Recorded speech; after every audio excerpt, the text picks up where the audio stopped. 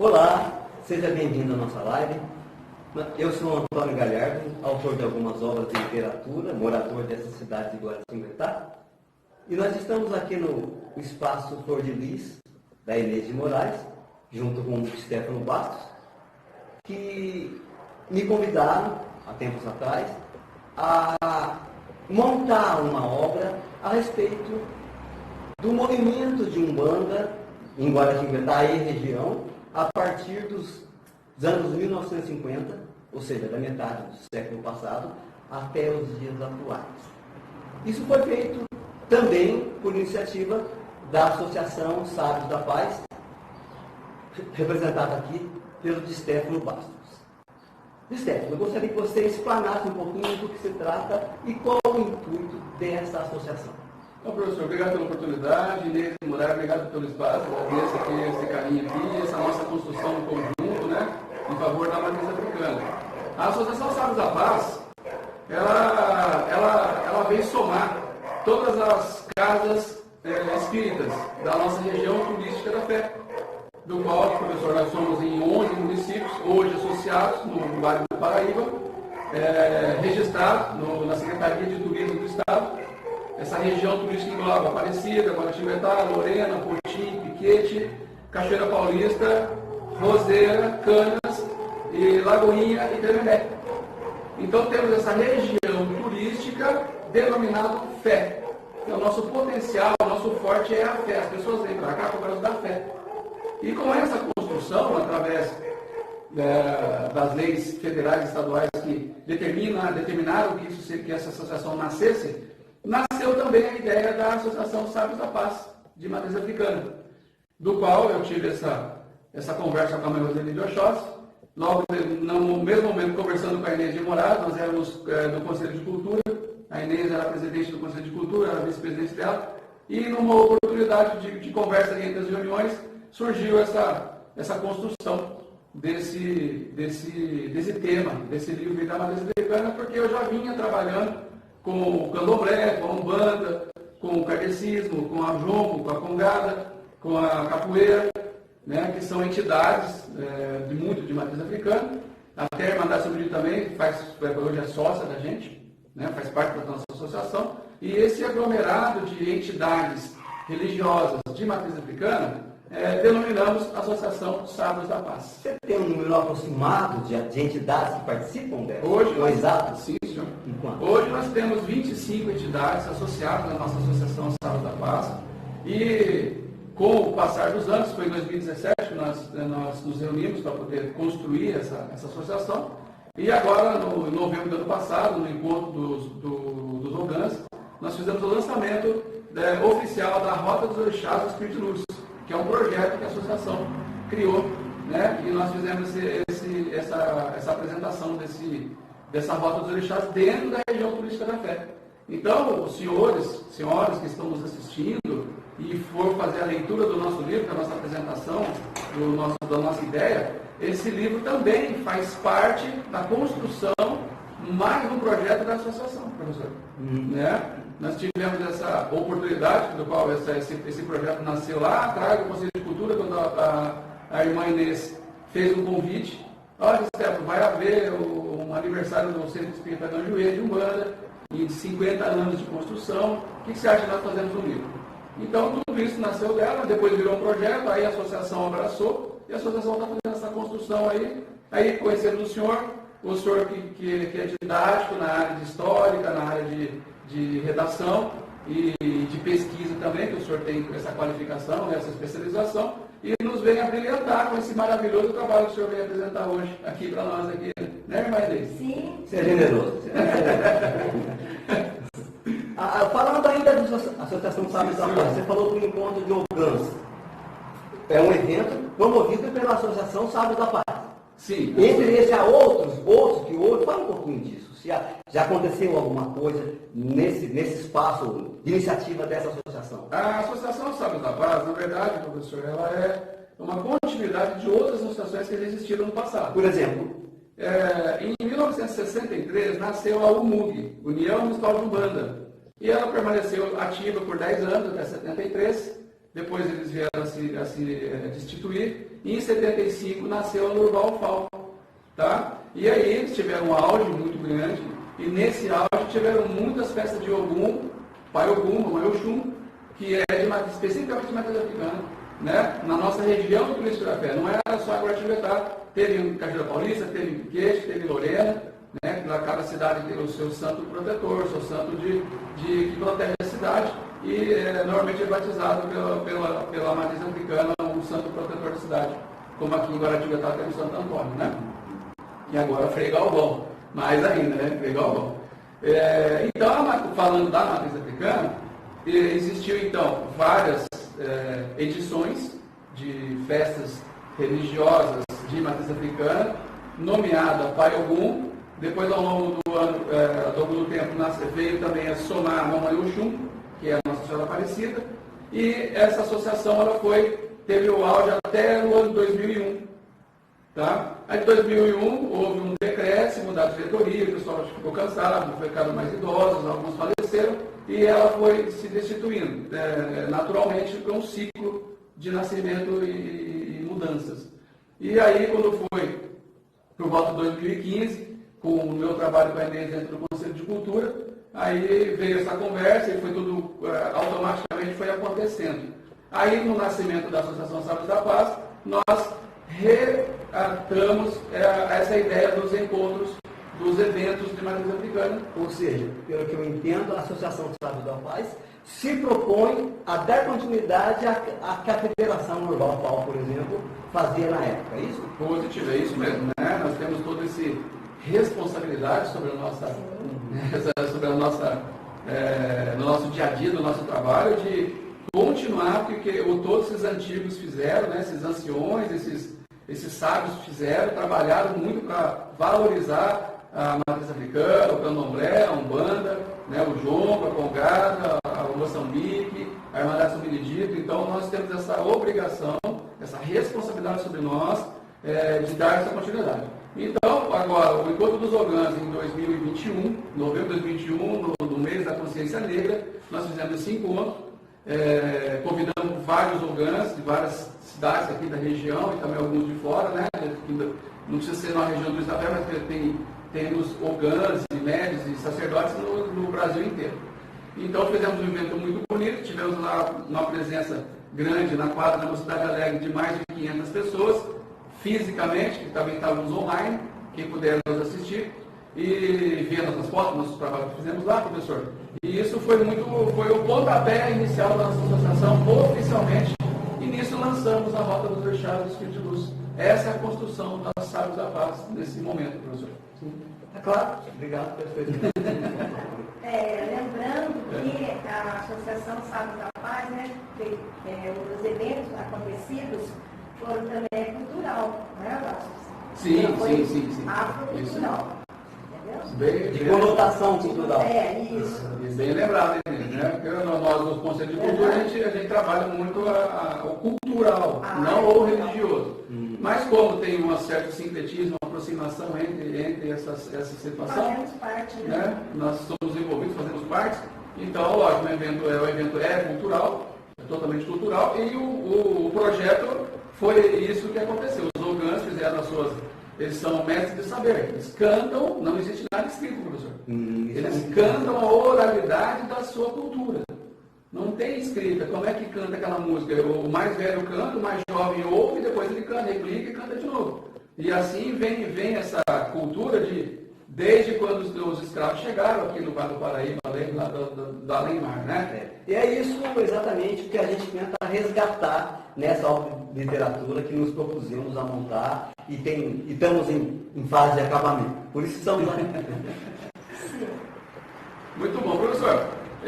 Nós fizemos, como somos literários, fizemos algumas perguntinhas básicas aqui em relação à construção do livro, essa obra literária muito importante, um dos projetos da Associação Sábios da Paz. O senhor poderia nos esclarecer, dentro da obra, dentro do livro, o senhor cita o senhor Marcondes. Quem foi ele? Sim, Benedito Marcondes Coelho é conhecido historiador de Guaratinguetá, professor Didi, conhecido por muito como professor Didi Marcondes, falecido agora em 2018, mas deixou um acervo importantíssimo para a cidade, sempre dentro da historiografia, e dentre eles, alguns que nós tivemos conhecimento, as histórias de Guaratinguetá no período colonial. Era uma pessoa muito controversa, muito divertida, muito aberta. Quem teve aula com ele, eu não tive aula com ele, mas outros amigos tiveram. Foi uma pessoa que colaborou muito com a cultura local. Realmente deixou saudades. Que bacana, professor. Além de Dimar Contes, nós citamos na obra também outros autores, historiadores da cidade, locais. Citamos a Teresa Maia, né, cuja família é a mantenedora do Museu Frei Galvão, é importantíssimo isso para a cidade. Citamos a Juliana Maria e Rafaela Molina, que em sua live Doce Café também abordou esse tema sobre a Umbanda, sobre a escravidão, desde o começo em Guaratinguetá especificamente, e disso, em consequência disso, nós herdamos a Umbanda, entre outros, o jongo e capoeira e outras influências africanas desde então. Trabalhos muito interessantes, se puderem, vejam a live Doce Café de Juliana Maria e Rafaela Molina, que vai ilustrar muito o que nós tentamos abordar no livro. Então, Didi Marcondes, Teresa Maia, essas duas historiadoras, Juliana Maria e Rafaela Molina, além do próprio professor Leandro Pereira, que não está aqui conosco, mas que deu o pontapé inicial com alguns dados históricos que ele tem, que ele arrecadou no seu acervo e nos forneceu gentilmente. Muito importante, professor, né? Que bacana essa construção desses historiadores, que isso que vai ter um registro para daqui a 50 anos, 100 anos, de pessoas entenderem a história da matriz africana, né? Aproveitando isso, então, professor, por que a construção desse livro nesse tema religioso? Por isso mesmo, porque a gente foi ver, se a gente pesquisar localmente, nós não temos registros, por exemplo, do movimento de Umbanda, ou Candomblé, nesse caso, o livro foca especificamente a Umbanda, embora haja nuances de Candomblé no meio desse movimento todo. Mas a Umbanda, especificamente, nós não temos registros oficiais. Se temos, são muito poucos, uma live ou outra, um comentário ou outro desses historiadores que eu citei, historiadores locais. Então isso falta até para as futuras gerações, até para os futuros pedagogos que viriam ensinar as novas gerações, o que ocorreu, pelo menos, da metade do século XX até os nossos dias. O livro se propõe a isso. Eu posso, aproveitando essa oportunidade, professor, que é o seguinte, a Lourval Faulo, nesse período de mais de 32 anos, somando com a UMUG, ela tem apenas algumas fotos, tem apenas alguns nomes de diretorias, mas não tem esse histórico, não tem essa história contada, né? A Lourval Faulo foi muito importante em unir fisicamente os médios, os adeptos, os simpatizantes. Mas na parte documental, que seria registros mesmo, não tem. Sim, só para esclarecer. A Lourval Faulo é Liga da União de Umbanda de Guaratinguetá. Isso. Foi iniciativa do professor, do doutor Áureo Lírio Portela, que era um militar da Escola de Aeronáutica, um bandista, advogado, e muito preocupado com esse foco na educação, na formação dos umbandistas ou dos espiritualistas, se fossem os kardecistas ou os candomblecistas, mas a união dessas tribos espirituais num rumo só. Então, por iniciativa do Dr. Áureo Lírio Portela, falecido em 2003, fundou-se a Lourval Faulo, que se propõe exatamente a isto. Mas, no decorrer do movimento da Umbanda em si, você citou, o movimento da Umbanda, que não sou um bandista, é bom ressaltar, eu fui convidado sem ser do meio, que eu achei muito interessante, porque é muito interessante alguém que não seja do meio, que está vendo de fora, contar a história. Porque, de repente, eu podia ser tendencioso, contar do meu jeito, porque eu acredito com isso. Não se trata. Então, ele se propôs a ir além do movimento de Umbanda, que se nós observarmos na historiografia, a partir da década de 1970, foi muito forte na cidade, no Guaratinguetá. Ele começou, na verdade, a Umbanda chegou até a cidade no começo da década de 50, ou seja, na segunda metade do século XX. Mas na década de 70, especificamente, houve, se nós averiguarmos um pouco mais, uma explosão espiritual que é a nível mundial. Por exemplo, eu era muito jovem na época, e o movimento pró-Jesus, na época, foi muito famoso. Com a decadência, então, do movimento hippie, que se propunha a uma transformação social, foi mais uma das utopias juvenis da época, muito bonitos, criou muitos valores, músicas, arte, cinema, livros, muita arte, muita coisa bonita, mas como movimento social em si, ele não tinha embasamento. Mas um movimento espiritual, inclusive católico, protestante, a gente chamava na época, o que se chama evangélico hoje, que é mais hegemônico, mas era o movimento das igrejas protestantes, todos eles afloraram mundialmente. Então, milhares de livros, lembram-se de Billy Graham falando na televisão, grandes oradores, grandes pregadores, e multidões iam assisti-los. E no meio disso tudo, lógico, o movimento de Umbanda não ficou de fora. O movimento espiritualista, o kardecismo, o convencional kardecismo de Allan Kardec e tudo mais. Em Guaratinguetá também a coisa aflorou. E eu assisti isso enquanto católico, na época, eu vou lembrar, eu assisti de longe, mas também houve.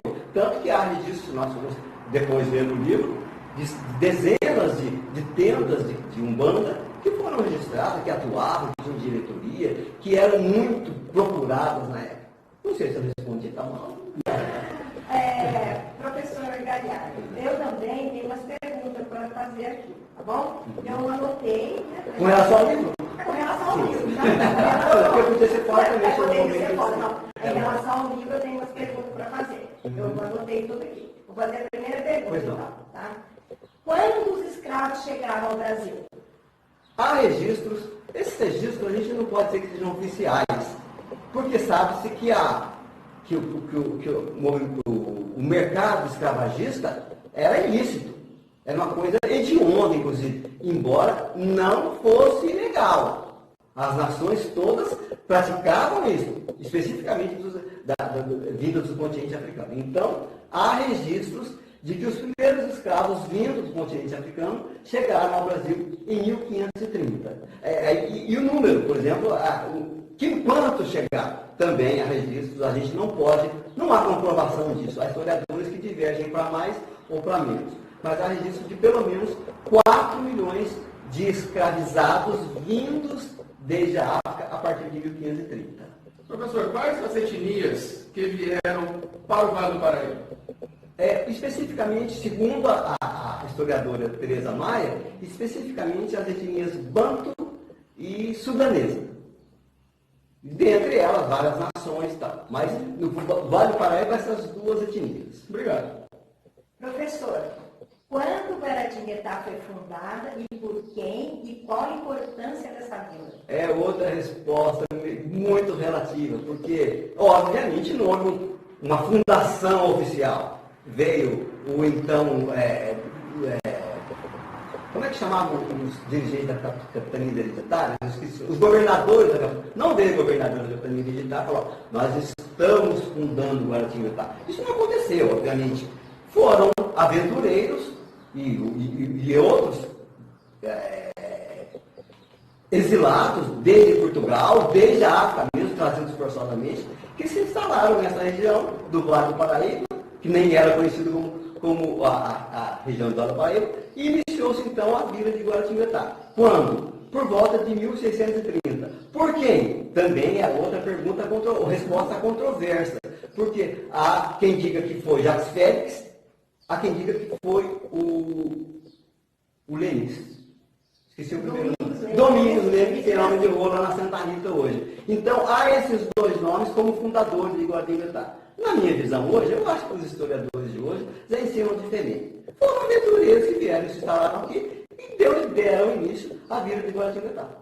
A importância dessa vila, então, professor, é por causa do transporte do ouro entre Minas Gerais e o litoral? A importância dessa vila de Guaratinguetá? Exatamente. Um ponto de descanso? Porque já existia, então, a cidade de São Paulo e a cidade de São Sebastião do Rio de Janeiro.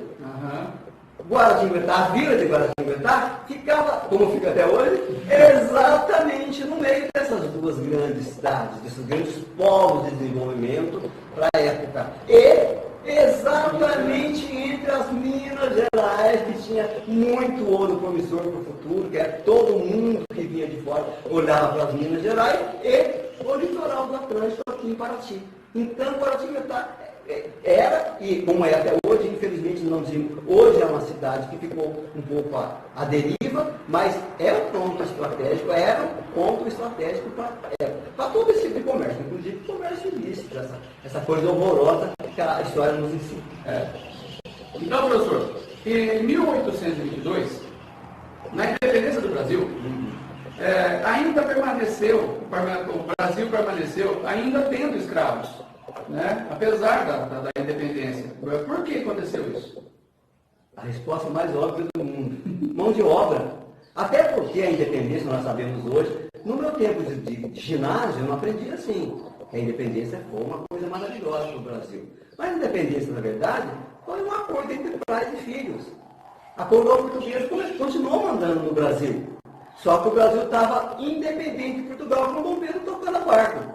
Tanto que, acho que a maioria das pessoas não sabe disso, na primeira Constituição, após a independência, em 1824, com toda aquela balela, hoje para nós podemos falar assim, porque não tem cabimento aquela Constituição e vale apenas como registro histórico. Mas não tem cabimento no século XXI uma Constituição daquela. Mas nessa Constituição, o imperador tinha poderes divinos, que significa ele pode lançar a mão da vida de quem quer que fosse, dar a propriedade de quem quer que fosse, do que ele bem entendesse que ele era uma pessoa divina. Isso não tem mais cabimento hoje. Mas cabe o registro, por isso que eu estou falando isso. Professor, eu vou fazer outra pergunta. Quem foi o Visconde de Guaratinguetá?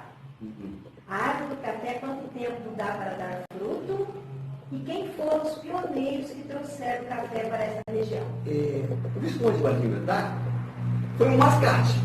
Mascate era um dono de um hipermercado hoje. Na época era um mascate. Ou seja, um cara que negociava de tudo, inclusive escravo. Mas, principalmente, alimentos, produtos, utensílios domésticos, negociava de tudo. E roupas, formatos, tudo mais. E com isso, ele ascendeu socialmente e começou a fazer parte da elite. E fazendo parte da elite, é lógico, a elite eram os grandes proprietários de terra, que já herdaram das famílias hereditárias, que já herdaram da coroa, que já herdaram da igreja, com a anuência da igreja católica. A gente não pode nunca esquecer disso, sem querer condenar isso ou liberar quem quer que fosse. A igreja católica era conivente com tudo o que ocorria na colônia. Então, Visconde de Guaratinguetá foi mais um desses que ascendeu socialmente e ascendendo socialmente começou a comprar escravos e cresceu muito. O nosso livro procura esclarecer um pouquinho a respeito disso. Eu digo um pouquinho porque os dados são muitos e não se tem muito acesso a toda a informação. Longe de nós queremos fechar, concluir a história toda. Há muita coisa que ficou descoberta, que não temos mais registros, e por isso é difícil falar. E o café, especificamente, que é exótico, não é uma planta daqui, foi trazido da Índia e da Arábia, veio, se deu bem no nosso clima, levava 4 anos para dar o fruto. E por isso, precisava do quê? Da mão de obra escrava. Por isso, a pergunta anterior, acho que eu não acabei de responder, por isso, a Constituição de 1824, o Brasil independente, continua com a escravidão. Porque precisava. Até porque nós já ouvimos muitas versões a respeito disso, a mão de obra indígena não pegou. Por que não pegou? Porque o índio era daqui. Vocês imaginem o Brasil antes dos portugueses chegarem. Independente de conflitos que havia entre tribos, entre nações indígenas, que onde há ser humano é assim mesmo, mas imagina o paraíso que era isso aqui. Como é que aquela etnia, aquela raça, ia trabalhar a troco de nada para os brancos? Não ia mesmo, não deu. Só trabalhou forçado enquanto deu. Depois não deu mais.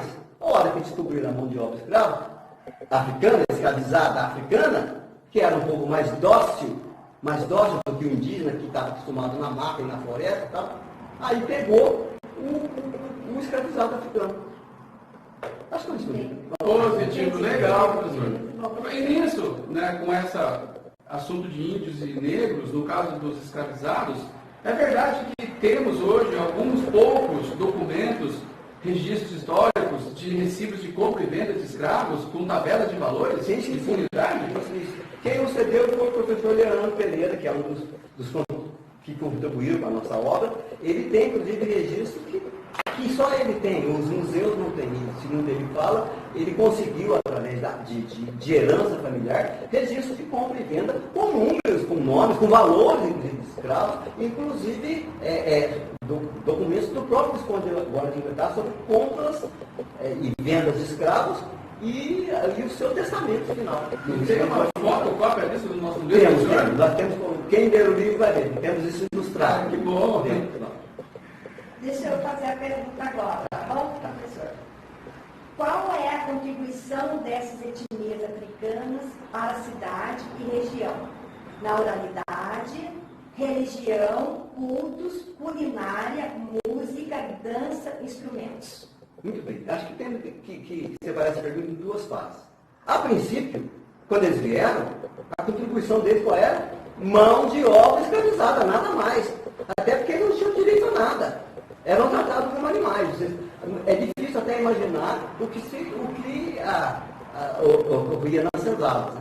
Mas, pelos historiadores, sabe alguma coisa. Mas imagine o que acontecia lá. Então, esses seres não tinham direito a nada. Eles tinham direito apenas a trabalhar e comer, beber e dormir. Agora, eles trouxeram, desde a África, alguma coisa deles, que estava na alma, que estava no corpo, que estava na mente.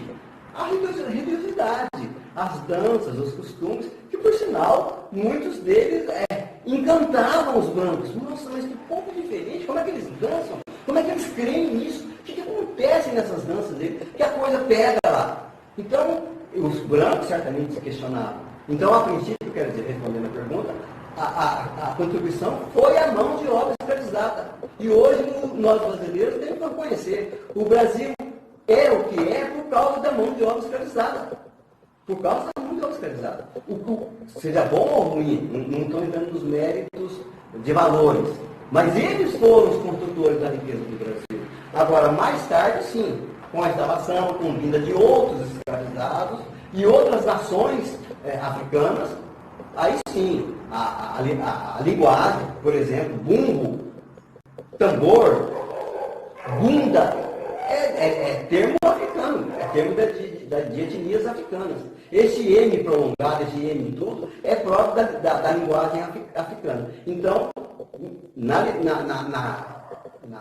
linguagem, na culinária, por exemplo, a feijoada e cuscuz e tantos outros, muitos historiadores já falaram sobre isso, nós herdamos deles. E costumes, entre eles os costumes espirituais, que nós chamamos de religião. As danças e as invocações dos poderes da natureza, que depois se transformaram em candomblé, em umbanda, com muita perseguição, com muita atrocidade, mas que foram se instalando e se impondo obrigatoriamente, porque eles faziam parte, como fazem parte do nosso povo, da nossa etnia hoje. Professor, fala um pouquinho para nós, então, nós estamos falando sobre Umbanda, Candomblé e essas etnias, esses assuntos.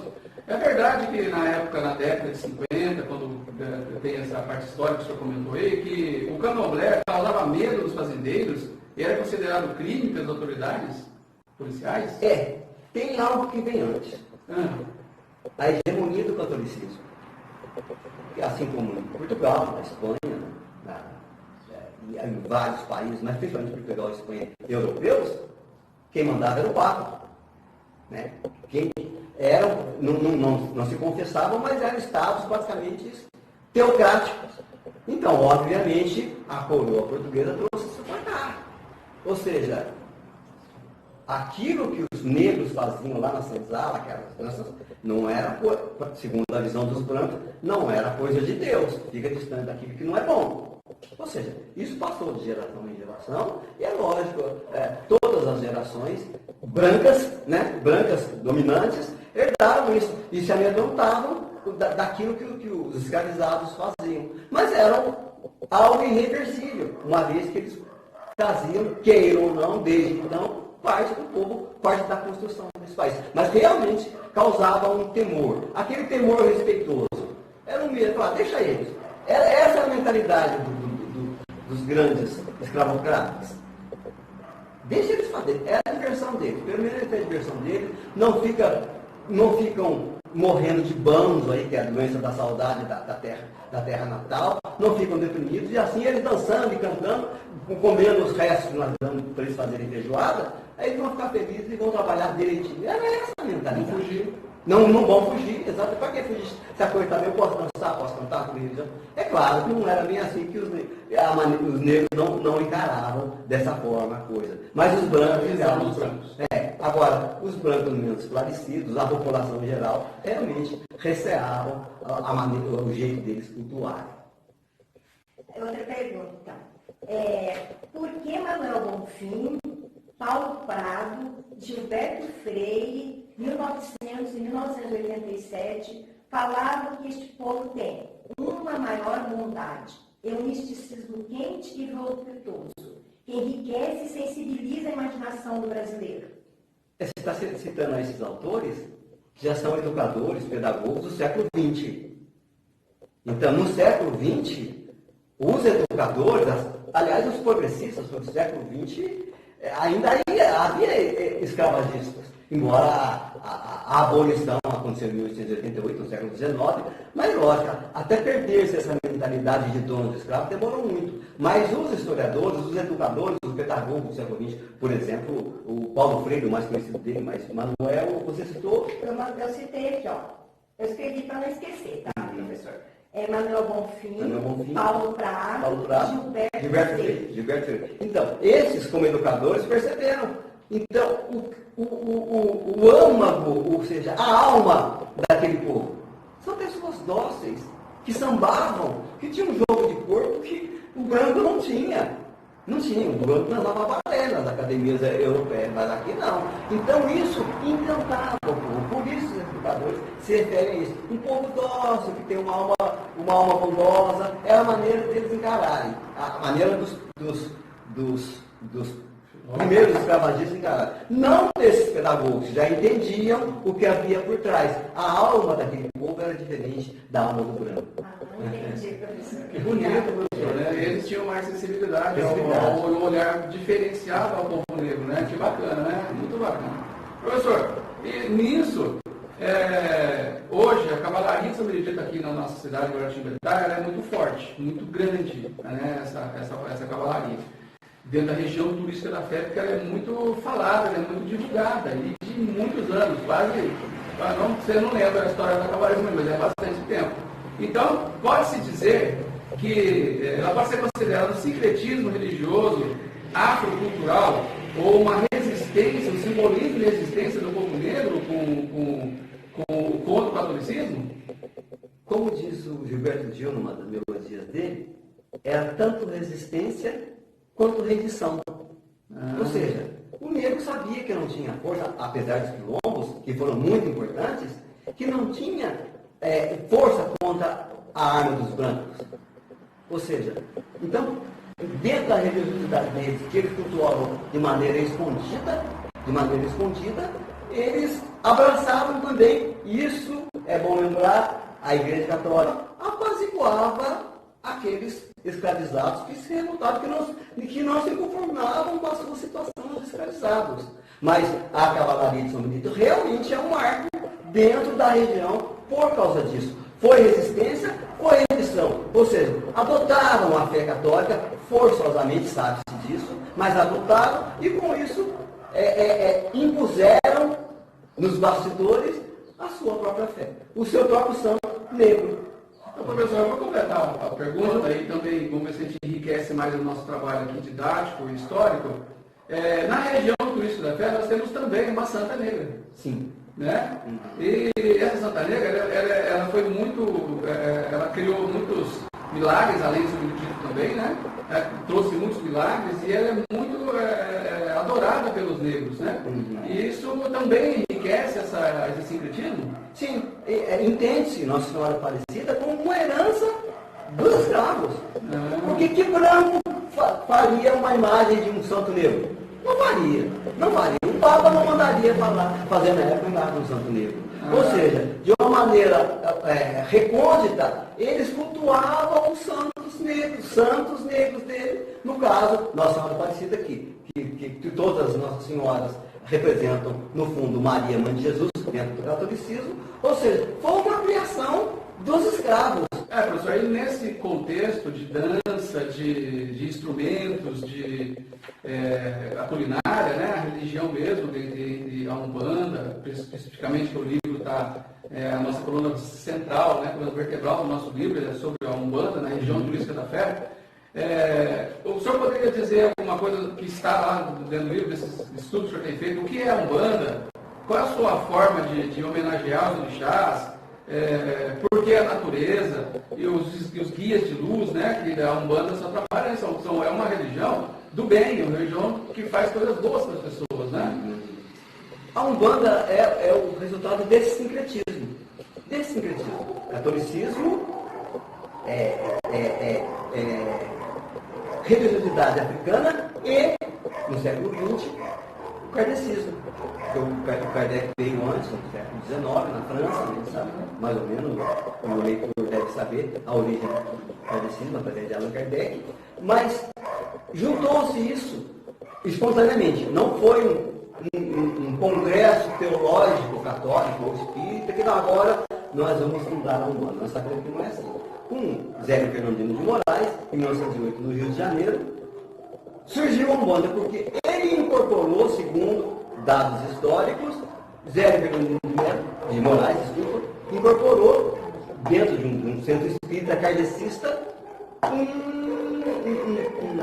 um caboclo, sete encruzilhadas, de origem umbandista. Ou seja, aquilo a princípio foi uma heresia.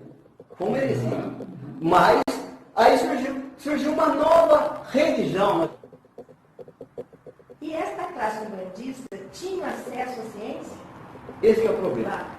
Como a Umbanda, a princípio, veio do candomblé, que veio dos escravizados, obviamente, até o século XIX, até o século XX, nós podemos, e talvez até nos nossos dias, não podemos dizer, a classe mais pobre não tem, exceto o SUS, que deve ser ressaltado, que foi uma grande iniciativa, mas a classe pobre não tem acesso fácil à medicina. A medicina, você citou a ciência como um todo, né? Mas a medicina. Ou seja, a Umbanda, com seus rituais, com suas tradições de ervas africanas, de costumes africanos, de curar os seus próprios entes, trouxe isso para dentro da religiosidade. Ou seja, usa a medicina, essa medicina tipo floral, que não é a mesma coisa, mas tipo floral. Mais barato, mais barato, exatamente, quem está dando uma dor. Mas não deixando hoje, eu vejo assim, que hoje em dia também, como eles fazem o uso, né, quem vai aos consulentes, eles não deixam também de ter um acompanhamento médico, né? Hoje em dia. Precisa ser feito acompanhamento médico. Porque os guias de luz, eles não interferem na medicina, eles fazem nas ciências. Então, eles fazem o trabalho deles, espiritual. Eu, enquanto alguém que olha de fora, percebi isso. Os médicos, os dirigentes dele, têm muito essa preocupação de não confrontar com a medicina. Alguns casos, alguns depoimentos no próprio livro dizem, não, eles me atenderam assim, mas me aconselharam a procurar o médico. Ou seja, não descarta o tratamento científico basicamente, mas também aconselham a que, conforme a gravidade do caso, que se consuma erva, que se façam banhos e outras coisas, chás. Vamos à Umbanda, então, é uma religião responsável, de paz, de luz, de trazer o benefício para a pessoa que está no seu fora de si ou com muita dor. Então a Umbanda ela é uma religião boa. Sim. Como toda religião. Como toda religião se propõe a ser boa. Porque o termo religião vem do religare, do latim, que vai religar a sua alma a alma divina, porque, segundo a teologia cristã, o homem decaído se desligou do eu divino dele e sofre nesse vale de lágrimas aqui, como costumo dizer. Né? Ou seja, ela se propõe, como todas as religiões, a religar a alma do ser humano a Deus. Bonita. Eu tive um guru que falava, a religião verdadeira é aquela que te reaproxima de Deus. Que bonito, legal, bacana. Perguntar agora. As casas, tendas, centro, tem um pavilhão de estandarte?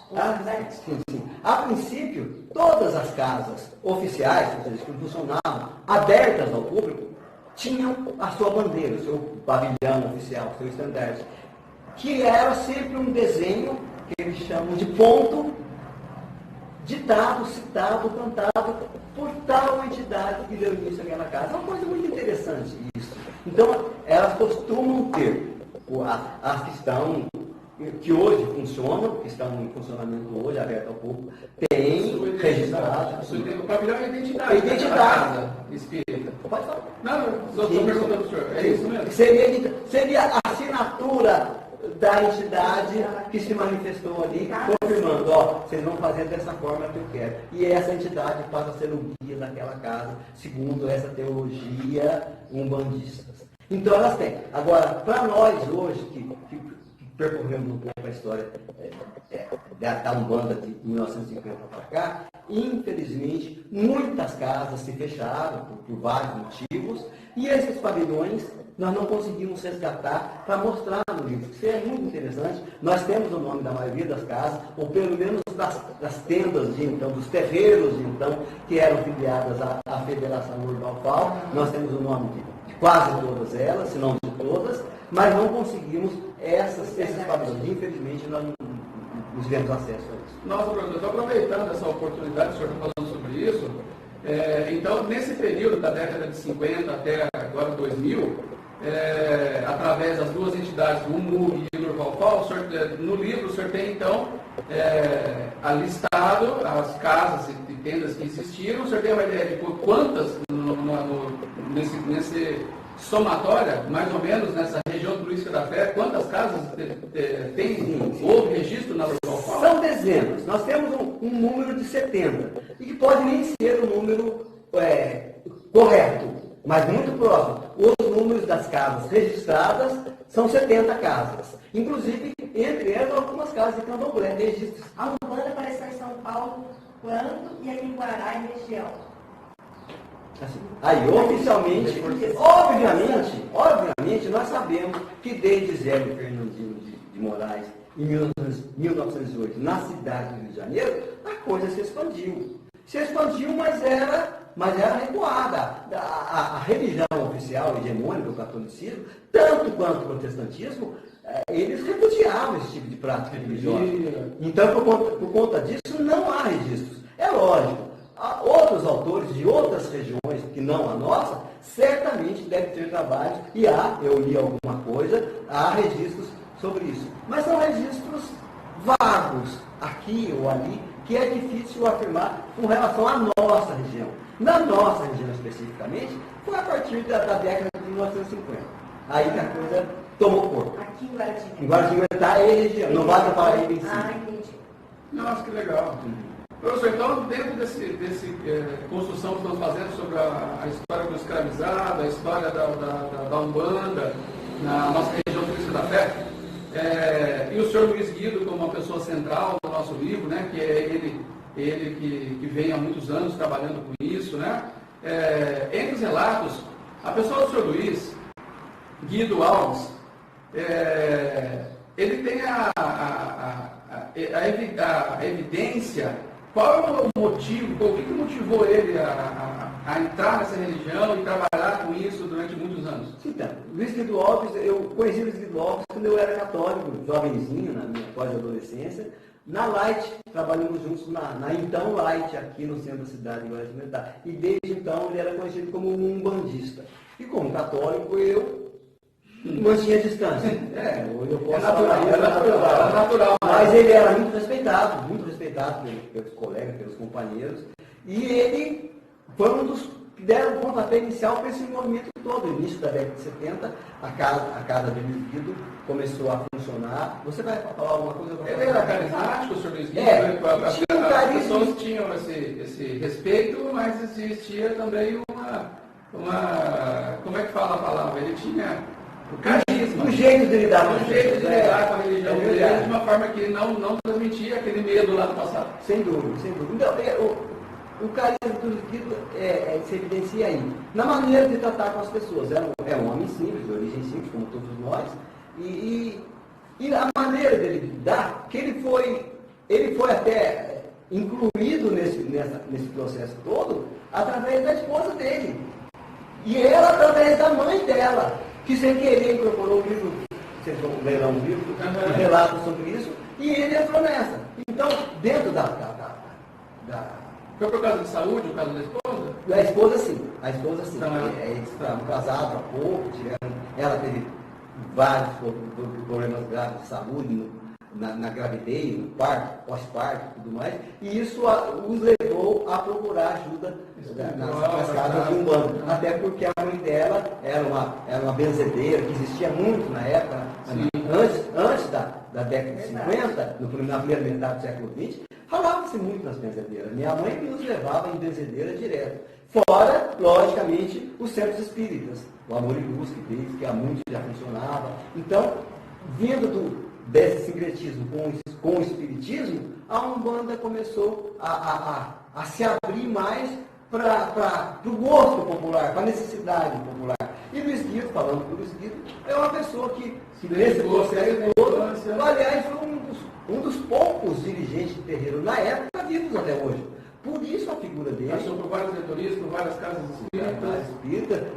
Pela Durval Falco, sempre um batalhador no sentido de unir a religião. A religião, quando eu falo religião, entenda-se o culto em si, né? O culto umbandista em si. Unir a religião das diversas casas em prol da causa umbandista. Então, é uma pessoa muito importante, muito de respeito hoje na Umbanda da nossa região turística da Pé. Pelas entrevistas que eu fiz com a finalidade ao livro, todos os dirigentes de terreiro, todos os atuais e antigos, têm Luiz Alves, tem muita consideração. Figura central. Professor, vocês estão falando do seu Luiz Alves, né? Então eu vou fazer essa pergunta aqui. Eu sei que ele foi do Centro Aganjuê, Centro Espírita Aganjuê. Aí eu queria saber então com o senhor, quando e onde foi inaugurado o Centro Espírita Aganjuê? Olha, interessante que o título não é tenda de Umbanda, tenda de caridade, é Centro Espírita Aganjuê. Aconteceu o seguinte, nesse processo todo, Luiz Guido participou de outros, vocês perceberão, participou de outros terreiros que vieram antes dele. Sim. E até que sentiram necessidade, por causa da expansão do próprio movimento, de terem um terreiro próprio. Outros amigos, irmãos espirituais desde então, falaram, olha, vamos fazer no nosso próprio terreiro, até porque a dona Rosa Pazotti, esposa de Luiz Guido, incorporava já as suas entidades, eles não tinham o terreiro, mas em outros terreiros ela incorporava as entidades, e por conta disso resolveram montar o seu próprio terreiro. Como, onde e quando? Vamos lá. E o nome, Centro Espírita. Até porque, em 1972, foi quando eles fundaram o Centro Espírita Aganjuê, na rua Joaquim Maia, cruzamento com a rua Guaicurus, no famoso bairro Pedregulho, muita coisa surgiu aqui, muita coisa eclodiu aqui, e aí eles, bem no centro do bairro Pedregulho, eles fundaram o Centro Espírita Aganjuê. Por que Centro Espírita? Porque na época, o prefeito de Guaratinguetá era Rafael Américo Ranieri, um político carismático, uma pessoa que foi muito importante nesse desenvolvimento da cidade como um todo, mas nesse desenvolvimento espiritual, com livros escritos sobre o umbanda, sobre o espiritismo. Ele não era umbandista, ele era espírita, kardecista, mas era uma pessoa realmente que se evidenciava muito no meio político e religioso de Guaratinguetá. Então, por influência de Rafael Américo Ranieri, Walter de Oliveira Melo, que discípulo de Ranieri, que foi prefeito depois, quando Ranieri deixou de ser prefeito. Teve por influência também disso o Darcy Vieira veio depois como contribuinte, mas já era político na época. Então, por influência disso, o tenda de Umbanda do Luiz Guido, como se chamava, era o Centro Espírita Ganjuê, que, por sinal, teve como dirigente espiritual uma alagoana, que, pelo que se sabe, teve sua origem espiritual no Candomblé, mas veio para em Guará e propuseram a ela que fosse a dirigente desse centro de Umbanda, a Ganjuê. A Ganjuê era uma entidade que essa senhora, o pai espiritual da dona Nadege, que veio desde Alagoas para cá, incorporava essa entidade da Ganjuê. E a pedido dele... De Xangô, da linha de Xangô. Então, e a pedido do pai espiritual dela e a pedido dela, Nadege, eles colocaram o nome do centro de Aganjuê. Em 1972, na rua Joaquim Maia, e numa esquininha, eu me lembro, eu era muito jovenzinho, estudava no Alcino Soares Novaes, que era ali pertinho, no ginásio, e eu passava naquela esquininha e via aquela casa em frangalhos, pegada ruim, uma cerca cheia de mato, e às vezes de tardezinha ela estava o pessoal batucando ali. Então são registros muito interessantes para quem viveu na época, o como eles começaram. E como muito tempo, então, né? Há 50 anos. Nesse ano, 2022, isso foi em 72, a 6 de janeiro, completou 50 anos da Casa da Ganjuê, que, lógico, depois mudou o local. O livro relata isso, nosso relato procura explicitar isso, o local, a diretoria, os participantes e tudo mais. Passou a ser aonde, então? Na mesma rua Joaquim Maia, outro endereço, lá era 500, eu não me lembro o número. Ela mais para frente veio um pouco antes, na mesma rua Joaquim Maia, onde é até hoje. Bairro do Pedregulho. No livro tem, então, muitos detalhes. Tem detalhes. O leitor vai ter esse saborear essas palavras, essas letras, essa história toda da construção. Com certeza. Você falou de saborear, eu quero dar o meu testemunho. É muito interessante escrever sobre isso. Até porque eu sou alguém que está olhando de fora. Mas versar sobre a vida, sobre a trajetória dessas pessoas simples, humildes, e que davam a vida, e que foram arrastados de uma forma ou de outra para aquilo, e deram a vida por aquilo, e a coisa ficou até hoje. Bonita. Muito bonita. É uma construção bonita. Então, professor, conta um pouquinho para nós, então, se nesse período do senhor Luiz Guido, nessa crescimento dele, juntamente com a Umbanda, ou trazendo a Umbanda, né, que ele tem esse carinho enorme, houve preconceitos, né, da Umbanda, ou perseguição nesse período dele? O Luiz Guido, generoso do jeito que é, ele disse, não houve perseguição. É claro, não houve perseguição. Não se sabe se a polícia foi lá, destruiu o centro, bateu em alguém, isso realmente não se tem registro. Então, perseguição, acuação, não. Houve sim, como há até hoje, de uma forma ou de outra, o preconceito. Sim, assim, das demais religiões, havia aquela distância, aquilo isso não é de Deus, isso havia sim. Mas o Luiz Guido, no coração generoso dele, disse, não tivemos esse problema. Até porque ele, muito carismático, sabia lidar com as autoridades dos dois lados, então tocava a coisa. Então, conseguiu tocar a coisa. Que bacana. Por muitos anos. Por né? muitos anos. Hoje ele está afastado. Hoje está afastado, mais idoso, mas é a mesma figura central do Centro Espírita Ganjuê. Ele é o baluarte. Baluarte. Vou fazer essa pergunta. Há matança de animais na Umbanda? Não há. Eles, os umbandistas em geral, rejeitam porque não faz parte do culto umbandista. Pelo que se sabe, isso faz parte do culto candomblecista, que tem lá os seus motivos, suas razões, a sua teologia própria para isso. O ritual não aceita matança de animais. Na Umbanda não. Isso é importante. Muito obrigada. Professor, então, na construção dessa Umbanda, na região turística da Fé, né, que estamos conversando aqui, cita para nós algumas pessoas influentes ou amigos que ajudaram na construção da Umbanda, ou do próprio templo, da Ganjuê, o senhor tem alguns nomes? Tem. Como eu já falei, o próprio Rafael Ranieri, claro, que não frequentou, não era do meio, mas era um grande apoiador, como político carismático que era, o Walter Mello, sem dúvida, outros políticos que dá para lembrar o nome agora, o Darcy Vieira, o Alcides Mateus aqui da Avenida, que foi vereador, que foi o primeiro, por sinal, o primeiro presidente da Casa Ganjuê, Alcides Mateus, que era vereador, e o Darcy Vieira, segundo relatos do próprio Luiz Guido, foi um grande colaborador, que em toda ocasião estava ali perto. E não era um bandista, mas um grande colaborador que chegava lá, ajudou a construir o templo, nos eventos estava contribuindo e tal. E, como para mim, era um homem que realmente tinha um espírito público, não era um político, era um homem de espírito público. Política é outra coisa, a gente sabe que é. Mas, entre outros, Dorival da Costa, Glicério, a dona Elza Rodrigues, do Centro Espírita Legião de Umbanda, um dos primeiros, inclusive, na cidade, com registro em 1955, Legião de Umbanda. Então, a Elza Rodrigues, e tantos outros que foram influentes na cidade. A força deles, a união deles, causou. E a própria influência dele, até a influência política não. Por que não? Sim, porque ajudou, porque a religião está dentro do aspecto. Não só crescer a Umbanda, como defender os seus rituais, né? Sem dúvida. E desmanchar e destruir esses preconceitos. A própria discriminação que aqui é entre eles. Entre as casas, isso é próprio do ser humano. Eu faço assim. Exatamente. O meu está certo, o seu não está certo. Isso é normal do ser humano. Então, essas pessoas das influências, como o Darcy Vieira, como o Ranieri, como tantos que o livro cita, eles ajudaram a desmanchar isso aí. Certo, professor.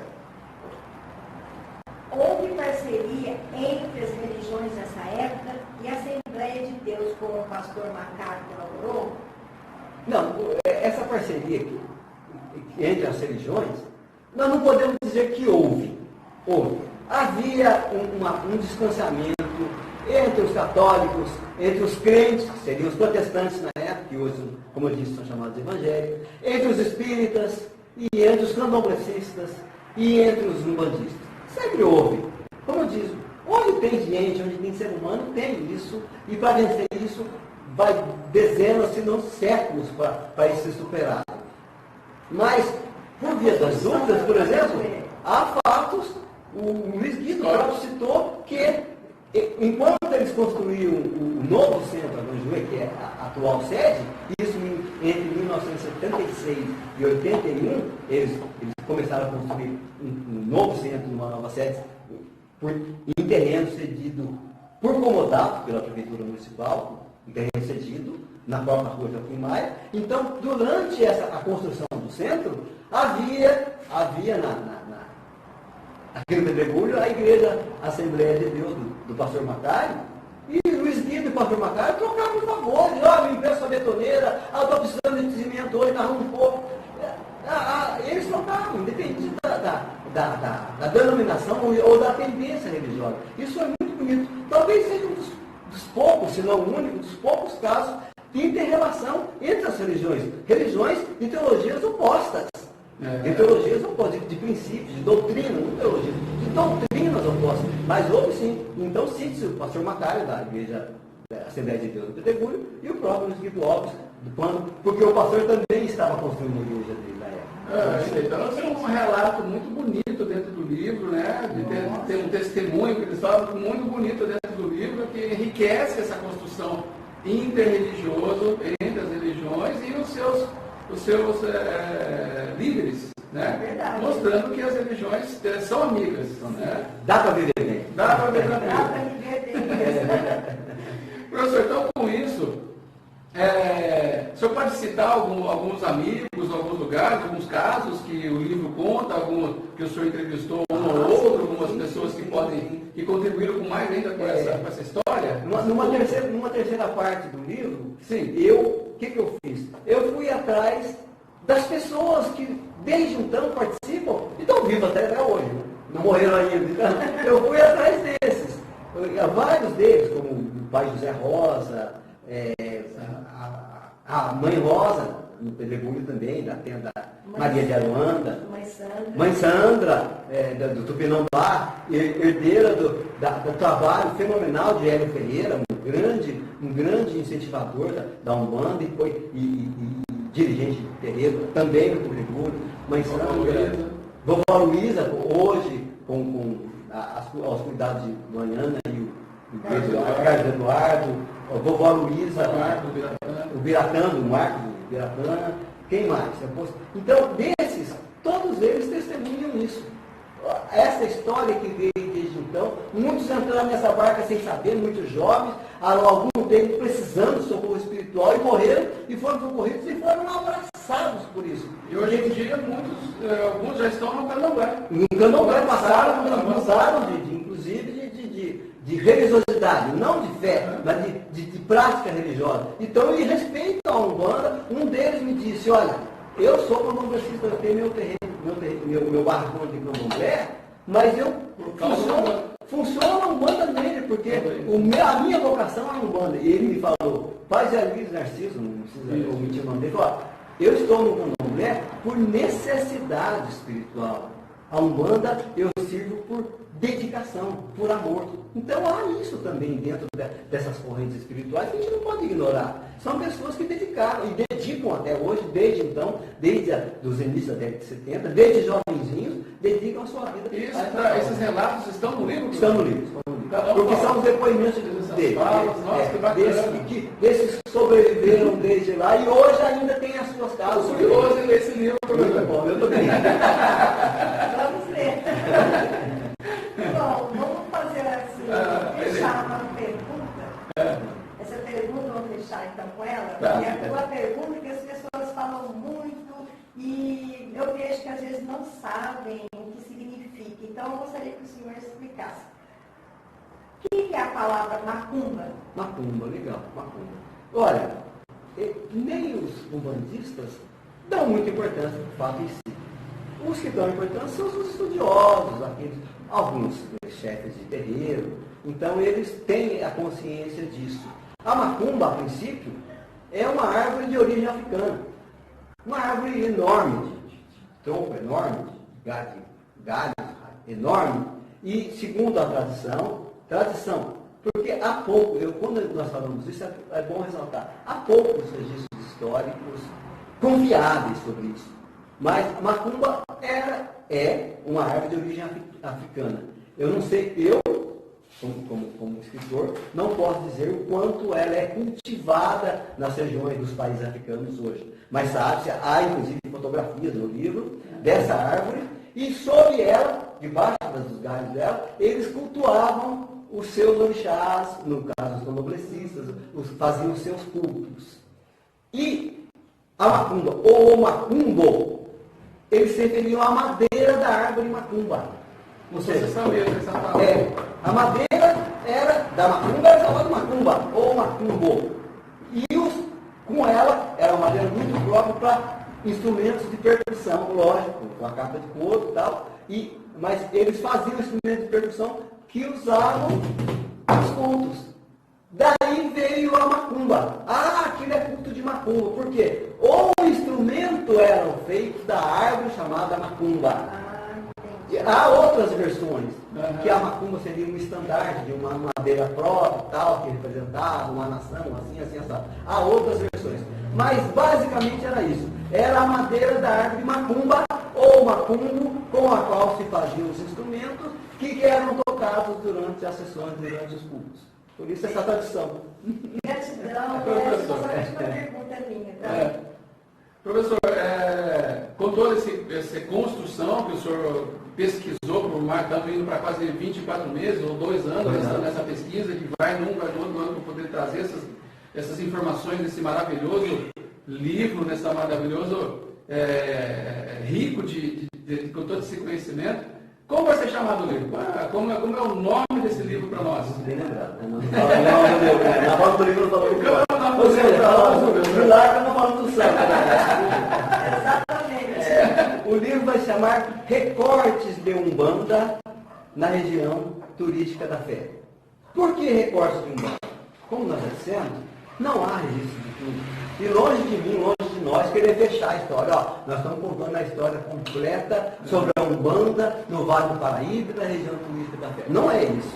São recortes, são apanhados, são essas histórias sensacionais, intrigantes, às vezes até inacreditáveis, que muitos deles contam.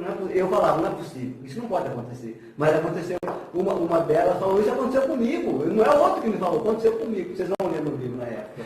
Então, por causa disso, o livro chama-se Recortes de Umbanda, porque são trechos, são histórias daqui e dali sobre o movimento de Umbanda no Vale do Paraíba e especificamente agora na região turística da Fé. Certo? Bacana, professor. Parabéns, gratidão pelo trabalho, pela sua dedicação em cima desse material maravilhoso da matriz africana, né? E vamos continuar então, em breve teremos então o lançamento do livro. Com as bênçãos dos orixás. Com a bênção dos orixás, com certeza. Eu quero dizer que para mim foi um prazer, está sendo um prazer. A obra não está concluída ainda, tem coisa para fechar ainda, mas daqui a pouco vai estar tudo faltandinho, só faltam os pontos finais, né? Mas foi um grande prazer trabalhar com vocês, trabalhar com esse pessoal da Umbanda. Eu digo esse pessoal da Umbanda, porque eu tenho familiares que participam da Umbanda e nos damos muito bem com relação à fé e à crença em si. Para tanto, nós estamos encerrando a nossa entrevista. E eu peço para o Di Stefano, idealizador da Associação Sábio da Paz, que faça você os agradecimentos finais, porque acho que cabe muito mais a você. Por favor. Tudo bem, não. Agradeço o seu carinho aí. A Associação Sábio da Paz agradece então ao professor Galhardo toda essa dedicação, à nossa irmã Inês Moraes, que foi a mentora intelectual do início dessa obra maravilhosa, que a gente vai ficar com vontade de ler várias vezes, né? Então nós agradecemos em especial a Prefeitura Municipal de Guaratinguetá, através da Secretaria de Cultura, o Conselho Municipal de Cultura, o Concult. Agradecemos também ao Ministério do Turismo, através da Lei Aldir Blanc, a Associação da Região Turística da Fé. E agradecemos também em especial ao projeto Roda dos Orixás e Espíritos de Luz e da Associação dos Sábios da Paz. E as pessoas dedicadas que muito fizeram para a construção dessa obra, que é a nossa irmã Inês Moraes, o professor Leandro Pereira, o senhor Di Stefano Bastos e o professor Toninho Galhardo. Gratidão a todos, muito obrigado pela sua oportunidade.